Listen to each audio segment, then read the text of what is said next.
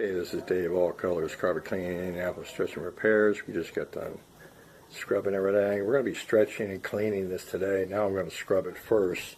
I'm going to do all this before we stretch it, because when you stretch it, it loosens up the fiber more and it gives you a better stretch. As you can see, the wrinkle that are in this carpet, it's pretty bad. It's a pretty good size open concept. We just got done scrubbing the carpet, and as you can see the difference just in the high traffic pattern, what it's done. But when you scrub it, you agitate it. It's like cleaning your clothes. You put the chemical in the machine, and then it agitates it, then it thoroughly rinses it out. That's pretty much how I clean. You can see we just got done stretching the carpet. Now we're going to cut out the excess and tuck it. All the wrinkles are gone. Okay, so now what we do is we're going to do what they call a cut and tuck. This also area here was bad. Now, when you stretch a carpet, what you have is, as you can tell, that's not a raise. That's where the line was. That's all that is.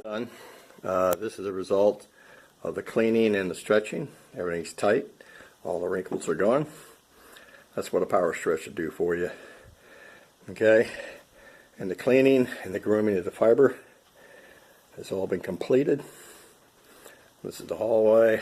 Kind of dark back here. So all those wrinkles are gone, thanks to a power stretcher. I wouldn't do it without it. Just to give you an idea, this is what we pulled out of the carpet. Alright, about 2 to 3 inches, some places 4. David, All Colors Carpet Cleaning, Indianapolis Stretching Repairs, signing off.